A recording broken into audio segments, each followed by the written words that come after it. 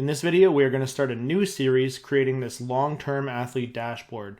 Some of the features of this dashboard are customizable athlete card, which automatically changes based on your selection, customizable athlete scores, where you can select the test that you would like to be included in the scores, customizable KPI charts, where you can select which test you would like to look at, as well as turn series on and off, as well as a line chart at the bottom, where again you can select which test you would like to look at and turn the charts on and off. This is going to be a really powerful tool for anyone who collects data and needs to see it over a longer period of time. So let's start part one. Okay, so we're back and we are starting off with the first video in the long-term athlete dashboard project. And in this video, we're going to cover how to set up and organize all of your data. Now, before we get started on this, I want to inform you of some exciting news. I have just launched my new website at dsmstrength.com, and on that website you will find all of my products, videos, contact forms, and all of the things that you need to stay up to date with all of the sheets and tutorials that I am putting out. So I encourage you to check out the website at dsmstrength.com, and if you're feeling like it, send me a message and let me know how your sheets and projects are coming along. So without further ado, let's get into this project.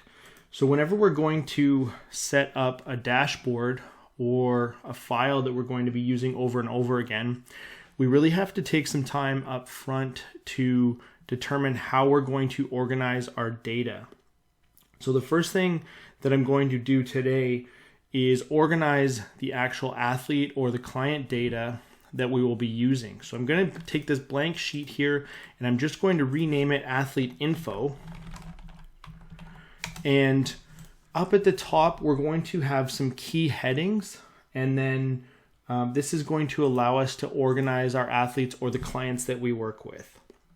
So some of the things that I think are important are athlete name, date of birth, which I usually signify by DOB, then age, and then in years with brackets, and then the sport that they are involved in, the position they play, and their image.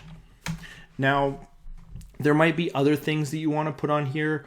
I've done videos on how to deal with athletes who play multiple sports or multiple positions, but these are the main kind of things that I'm going to want to know from my athlete whenever I'm setting up a new dashboard. So for titles and headers, I usually just color it black and then make the text white, and then I will center that. So what I'm going to go ahead and do is just add some athletes to this list. We're going to have athlete 1, athlete 2, athlete 3, and I'm just going to arbitrarily put in some dates of birth, so maybe 1990, 05, 30, and then 1985, 05, 30, and then maybe 1980, 05, 30. Okay, now in order to calculate the age in years, I'm going to use a formula to basically calculate what the age is based on the date of birth. So the formula is going to look like this. If I go up into my formula bar, I'm going to type in equals if, and then what I want is B2.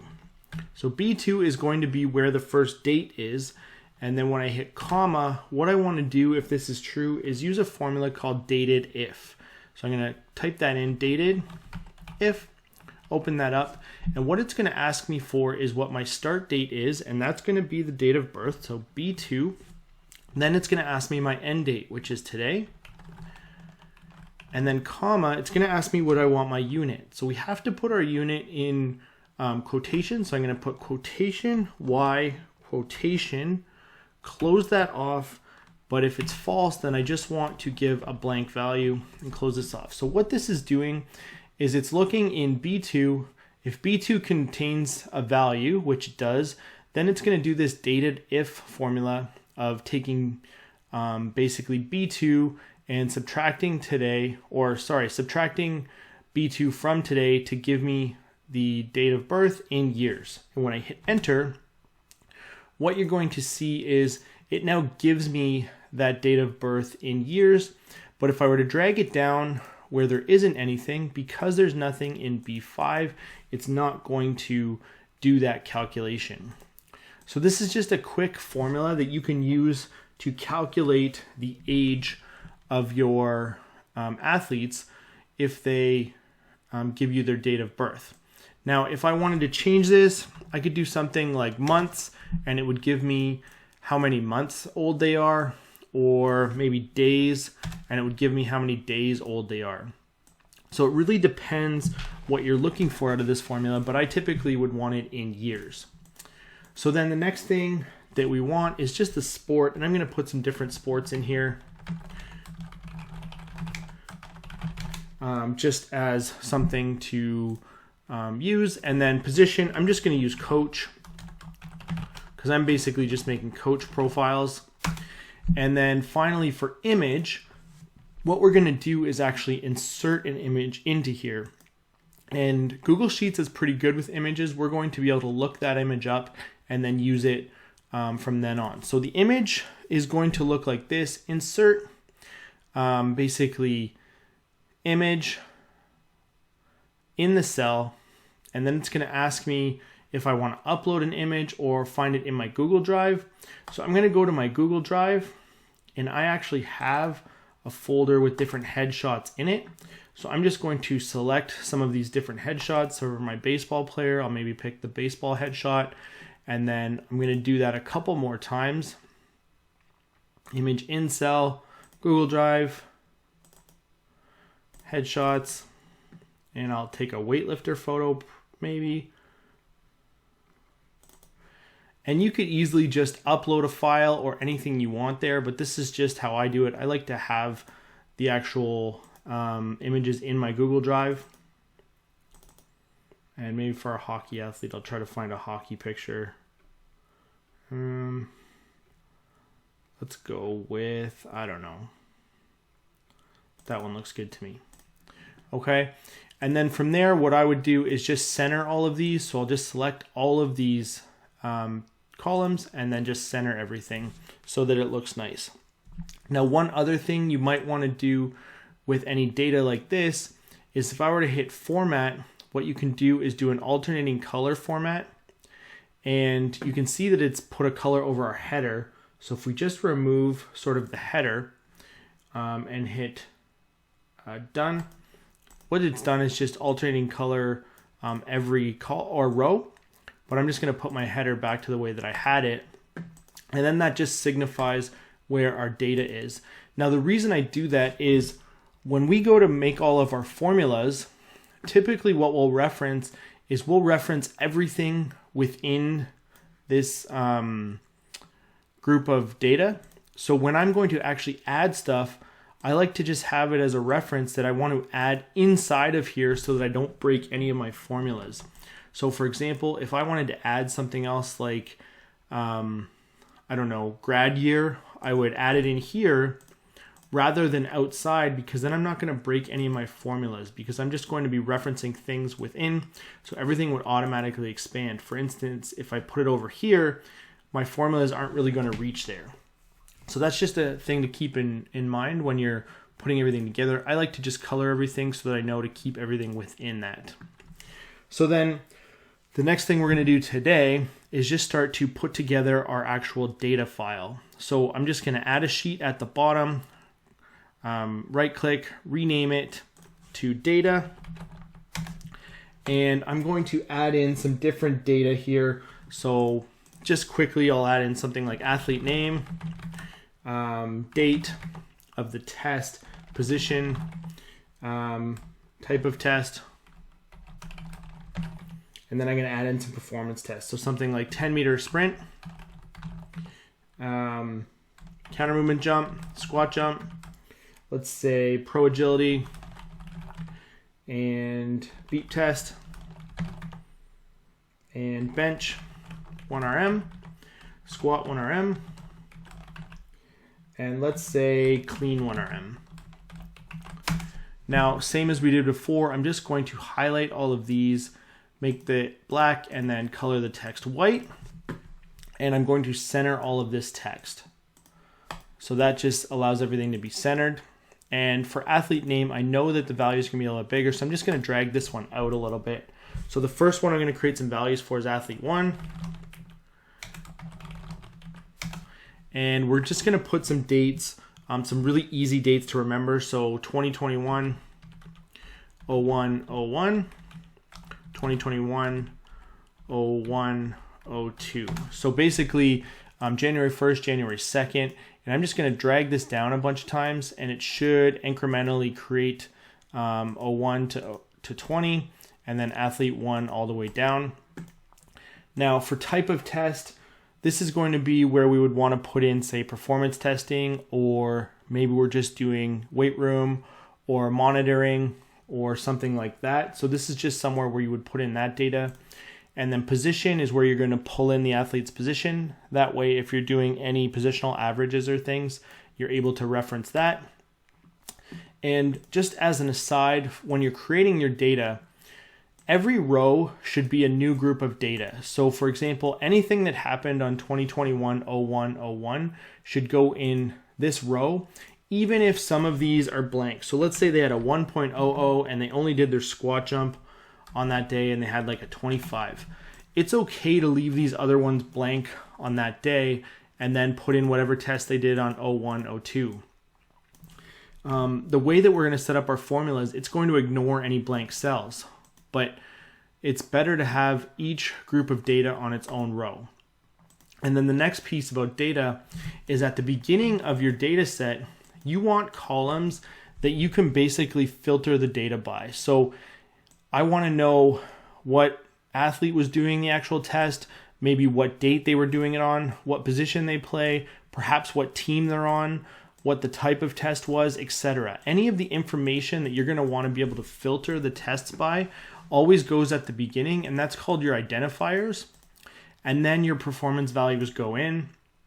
And then if we were doing any calculations, those could go at the end. And that's just a really good structure to follow to clean your data. Okay, so what I'm going to do is I'm just going to create some fake data here. So let's just say testing for all of these, and that's just going to give me some testing values. And I don't know, for 1RM sprint values, I'm just going to kind of make them between 1 and 2. So I'm going to say equals ran between 1 and 2. And I will clean these up a little bit later, but I'll just drag this down. You can see it gives me basically 1s and 2s. Counter movement jump, I'm going to use the formula ran between. And we're going to make them between 10 and 40. And you can see there, and I'll do the same thing here. Pro agility, we'll do the same thing, but we're going to make it between, I don't know, 3 and 5. And beep test, we're going to make it between, let's say, 8 and 15. And that'll just be like our beep test level probably. And then for all of our strength tests will be the same. So we'll make everything between, I don't know, let's say 150 and 400. Hit enter, and I'll do the same thing for each of these. So I just created some fake data here. And because I'm using a formula for this, I'm just going to hit Control C and then paste values only. And then that's how we would sort of just create some data. I'm going to go through and add some decimal points to some of our sprint times just to make it a little bit more believable. But this is going to give us some data to start to play around with. Now, the last thing that I want to do is have a formula that automatically pulls in the athlete's position. And for this, we're going to use a formula called if and array formula. So what array formula does is it'll basically keep, I'll type in the formula once and it'll keep activating all the way down the sheet based on a condition. So this is going to look like this. I'm going to go up into my formula bar and I'm going to type equals array formula. Open this up and I'm going to need to do some sort of a check. So my check is going to look like this. If A2 all the way down to A, so it's going to check for this A column. And we're going to look to see if there's something in that cell. So we're going to type does not equal, which is 2 greater than, less than, open towards each other, does not equal blank. So blank is signified by 2 quotation marks. Then comma If that's true, what I want to do is look up athlete info, their position. So this looks like this. Inside of this formula, I'll type in VLOOKUP, open that up, A2 to A. So it's going to look up that value, and I want to look it up in the range athlete info. So athlete info A to F, and I want to return the position. So it's the 1, 2, 3, 4, 5th column. And we know that this is not sorted, so I'll hit comma, false, close that off. And then if it doesn't find anything, I want to just return nothing and close it all off and then hit enter. And what you're going to see is that with that one formula, it's going to automatically put in the position. And if I were to change this athlete's position, say athlete 1 is now a forward, you'll be able to see that this formula automatically updates to put in forward. And if I were to type in athlete 2, it's going to enter their position as coach. So again, what this formula looks like is array formula, then check to see if there's something in column A. If there is, VLOOKUP column A, from the athlete info tab, return the 5th column, things are not sorted, and then if it's false, then just return nothing. Then I'll hit enter. So if I'm right, I should be able to type in athlete 3 again, and as long as it matches, that'll give me the value. Okay, so that's how you would start to just return the position based on the athlete's name in column A. Now the last thing we're going to do is just set up some lists, and the lists are just going to allow us to reference things later on. So I'll make one more tab and I'm going to call it admin. And there's a few things I'm going to want to reference. I'm going to want the athletes, I'm going to want the dates of tests, and I'm going to want the actual tests themselves. So for athletes, I'm going to use a formula called unique, and I'm going to type in equals unique, open that up, and go back to my data tab, and I'm just going to select the athlete column, but I'm going to start it at A2, so it's going to start right where the athletes start, and then I'm going to close this off, and when I hit enter, it's going to give me my list of all of my athletes that are in the data. Same thing for dates. I'm going to type in equals unique, open that up, and I'm going to go to my date tab, and I'm going to start that at B2, and I'm going to close that off, and it'll give me all of my dates. Now, one thing for the date tab, we're going to want to wrap this in a sort function, because if any of our dates are out of whack, we want to make sure they're sorted. So I'm going to type in sort, open that up, and when I close this off, comma, I'll put sort column 1 because there's only one column, and then is ascending, we want from smallest to largest, so ascending is true, and then I'll hit enter, and it won't change anything because we had our dates in the right place to begin with. But if I was to go back here and take a bunch of these dates and just basically move them up a bunch of cells, so now our dates aren't in order. If I go back to my admin tab, they still will be in order. And then the last thing we want is our tests. So to do this, we're going to hit unique, open this up, and we're going to select our actual tests. So we basically have 10-meter sprint all the way across to clean, but I want to just keep going. So I'm going to take away the L1 and just make it 1. So you can see it starts at E1 and goes all the way across, and close this off. And when I hit enter, what you're going to notice is that all of the values are horizontal like they were when we selected them. So if I use a function called transpose and open this up and close it off at the end, it's going to put them in a vertical order. So what transpose does is it'll take things that are horizontal and make them vertical, or vice versa. If we were to take a bunch of things that were vertical and use transpose, it'll make them horizontal. So these lists are basically just going to form the basis of a lot of our selections later on. And so all I'll do is center these and keep the formatting the same as my other sheets. And that way we're going to be able to make selections out of these lists, and it's just going to keep everything a little bit cleaner. So the final thing is, let's just add that same formatting to our data. So I'm going to hit Format, Alternating Colors. I'll take away, well, I'll just make the header black, and it'll be the same. I'll hit Done. And then because we want to make sure we add stuff within, I'm going to delete all of the columns we're not using. So I'll go to M, hold down Shift, Control, right arrow to select all of them, and hit Delete. And the cool thing about Google Sheets is when you delete columns, it just shows blank. There are no columns there. So now if I wanted to add a new test, we have this all set up, 10-meter sprint all the way to clean 1RM. Because of the way my references work, if I added a new test and hit Insert Column, and maybe we wanted this to be called Force Plate Jump, and we put that in there. If I go back here, you can see Force Plate Jump will be added because we added it in the middle of our data. So that's just how you would keep adding new tests and not break any of your formulas.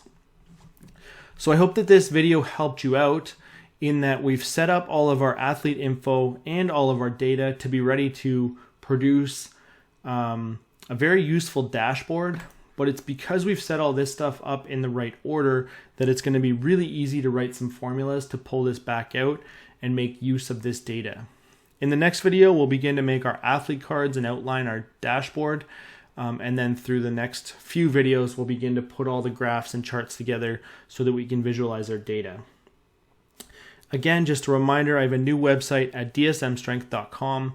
And if you like and share this video, send me a message that you've liked and shared it, and I can send you a discount coupon if you want to buy this particular dashboard. Okay, so I will see you in the next video. Thanks for watching.